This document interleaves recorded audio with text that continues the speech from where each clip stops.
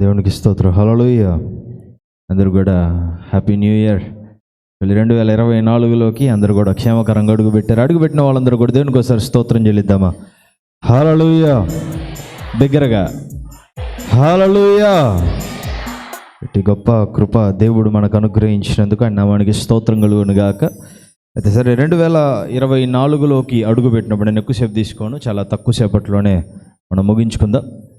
2024లోకి అడుగు పెట్టినప్పుడు చాలామంది ఏమంటారు, ఒక కైండ్ ఆఫ్గా దేవుణ్ణి ఎంతమంది ధైర్యం కావాలని అడిగారా?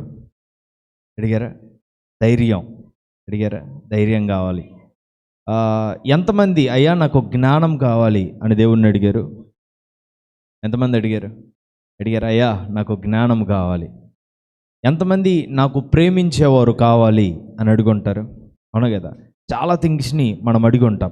అయితే చాలామందికి దేవుడు చేసే విధానం చాలామందికి తెలియదు. దేవుడు ఎలా చేస్తాడు అనేది చాలామందికి తెలియక పొరపాటు అవుతూ ఉంటుంది. ఒకసారి ఒక వ్యక్తిని ఒకరు ఇలా అడిగారంట, why would a loving God allow tragedy to happen? ఎందుకని ప్రేమించేటువంటి దేవుడు విపత్తులు జరగడానికి ఆయన అంగీకరిస్తాడు? మనుషులు సఫర్ అవ్వడం దేవుడు చూడాలనుకుంటున్నాడా? Does God want to see us suffer? మనము సఫర్ అవ్వడం అంటే బాధపడడం దేవుడు చూడాలని ఆశిస్తున్నాడా అని అంటే, ఆ వ్యక్తి ఒక మాట మాట్లాడతాడు. ఇది బాగా వినాల్సినటువంటి మాట. ఆ వ్యక్తి కొన్ని మాటలు చెప్తాడనమాట. I asked for strength. నేను బలాన్ని దేవుణ్ణి అడిగాను. I ask for strength and God given me difficulties to make me strong. I ask for wisdom, God given me problems to solve. I ask for courage and God given me dangers to overcome. I asked for love and God given me a troubled people to help. లాస్ట్లో ఒక మాట అంటాడు, my prayers were answered. నా యొక్క ప్రార్థనలకు సమాధానం ఇవ్వబడింది. ఇప్పుడు నేను తెలుగులో చెప్తాను ఇదే మాటలు. నేను బలం కోసం అడిగాను, నన్ను బలపరచడానికి దేవుడు నాకు కష్టాలను ఇచ్చాడు. గుర్తుపెట్టుకోండి, మొదటిది నేను బలం కోసం అడిగాను, దేవుడు నన్ను బలపరచడానికి నాకేమి ఇచ్చాడు? కష్టాలను ఇచ్చాడు. నేను జ్ఞానం కోసం అడిగాను, నన్ను జ్ఞానం గల వాణిగా చేయడానికి దేవుడు నాకు పరిష్కరించుకునే సమస్యలను ఇచ్చాడు. నేను జ్ఞానం కోసం అడిగితే దేవుడు నాకేమి ఇచ్చాడు? పరిష్కరించుకోవడానికి కొన్ని సమస్యలను నాకు ఇచ్చాడు. అంటే వాటిని సాల్వ్ చేయడం వల్ల నేను జ్ఞానిని అవుతాను. నేను ధైర్యం కోసం అడిగాను, నన్ను ధైర్యవంతునిగా చేయడానికి దేవుడు నాకు అధిగమించే ఆపదలను ఇచ్చాడు. నేను ధైర్యం కోసం అడిగా, కరేజ్ కోసం అడిగా, నేను శక్తి కలిగే ధైర్యంగా ఉండాలని అడిగితే దేవుడు అంట చాలా ఏమంటారు భయానకరమైనటువంటి సిచ్యువేషన్స్ని నాకు ఇచ్చాడు. వాటిని దాటడం ద్వారా నేను ధైర్యాన్ని తెచ్చుకుంటాను. ఆఖరిగా నేను ప్రేమ కోసం అడిగాను, నన్ను ప్రేమించే వ్యక్తిగా చేయడానికి దేవుడు నా చుట్టూ శ్రమ పెట్టే జనులను ఇచ్చాడు. నేను ప్రేమ కోసం అడిగితే నన్ను దేవుడు ప్రేమించేవాడిగా చేయడానికి నా చుట్టూరు ఏమంటారు శ్రమ పెట్టేటువంటి జనాలను ఇచ్చాడంట. ఆయన ఆఖరికి ఒక మాట మాట్లాడతాడు, మై ప్రేయర్స్ వర్ ఆన్సర్డ్. నా యొక్క ప్రార్థనలకు ఏమొచ్చింది? సమాధానం వచ్చింది. చాలామంది న్యూ ఇయర్లోకి అడుగు పెట్టేటప్పుడు, అయ్యా నాకు అది కావాలి, నాకు ఇది కావాలి, నాకు ధైర్యం కావాలి, నాకు జ్ఞానం కావాలి, నాకు శక్తి కావాలి, నాకు ప్రేమ కావాలి, నాకు ఇంకోటి కావాలి అని అడుగుతారు. అడగడంలో తప్పు లేదు. There is nothing wrong in asking God. దేవుణ్ణి అడగడంలో ఎటువంటి తప్పు లేదు.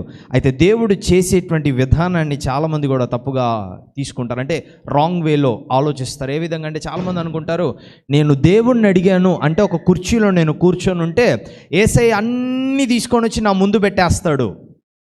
దేవుడు నేను జ్ఞానం అడగగానే తెలియకుండానే సంపూర్ణమైన జ్ఞానం ఐన్స్టైన్ అయిపోతాను. నేను బలం అడగగానే తెలియకుండా గొలియాత్ అయిపోతాను. నేను ఇంకొకటి అడగగానే తెలియకుండా పలానా అని అనుకుంటే తప్పండి.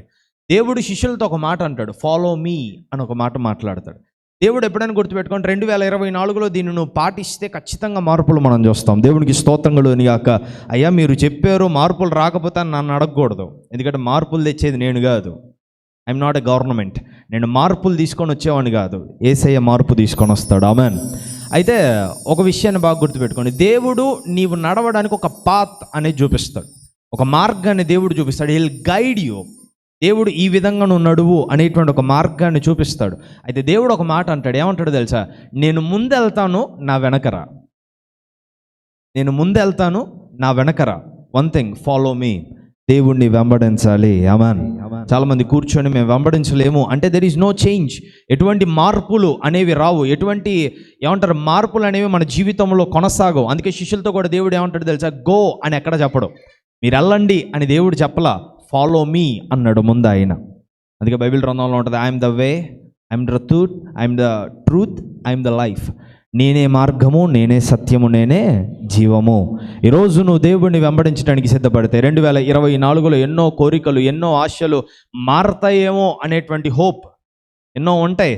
అయితే నెంబర్ మాత్రమే మారితే పనికిరాదు, 24 మాత్రమే మారితే సరిపోదు. ఈరోజు 24 మన క్యాలెండర్స్లో, ఒకవేళ మనం స్కూల్కి కాలేజెస్కి వెళ్తే మన నోట్బుక్స్లో, మన మొబైల్స్లో 23 నుంచి 24కి మారిందేమో.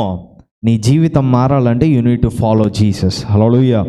దేవుని ఈరోజు నువ్వు వెంబడించడానికి సిద్ధపడితే, దేవుని దగ్గరికి ఈరోజు నువ్వు వెళ్ళడానికి సిద్ధపడితే, ముందే చెప్తున్నాను గుర్తుపెట్టుకోండి, మనల్ని బలపరచడానికి కావాల్సినటువంటి సమస్యలు దేవుడు పెడతాడు. అయితే ఒకటి, చాలామంది బ్రెయిన్స్ అనేవి ఇలా మోడిఫై చేయబడతాయి. ఎలా అంటే మంచి చేస్తే దేవుడు, చెడు జరిగితే దెయ్యం అనేటట్టుగా ఆలోచిస్తారు. అదేం కాదండి, మనలను బలపరచడానికి దేవుడు అన్ని కార్యాలు జరిగిస్తాడు. ఈ 2024లోకి అడుగుపెట్టినటువంటి నీవు ఈరోజు దేవుని వెంబడించడం మొదలు పెడితే, ఈరోజు దేవుడి వెంట నడవడం నువ్వు మొదలు పెడితే, దేవుడు అంటున్నాడు follow me, I will lead you to your way. నీ మార్గంలో నేను నిన్ను నడిపిస్తాను అని దేవుడు చెప్తున్నాడు. ఇప్పుడు నువ్వు నడవగలిగితే ఆయన వెంట దేవుడు అంటున్నాడు, I'm going to make a biggest miracles in your life. నీ జీవితంలో నేను గొప్ప కార్యాలను జరిగిస్తాను ఇఫ్ యు ఫాలో మీ. ఓర్పుతో నువ్వు దేవుడిని వెంబడించగలిగితే, ఓర్పుతో నువ్వు దేవుని వెంట వెళ్ళగలిగితే, ఎలాగైతే ఇజ్రాయేలీలకు పాలు తేనెలు ప్రవహించే దేశాన్ని యేసయ్య ఇచ్చాడో, ఈరోజు నీ జీవితంలో దేవుడు పాలు తేనెలు ప్రవహించేలా చేస్తాడు. దేవుడు తనకు కొద్ది మాటలను దీవించిన దేవుని కోసరి మనం బిగ్గరగా స్తోత్రం చెల్లిద్దామా? హల్లెలూయా, హల్లెలూయా.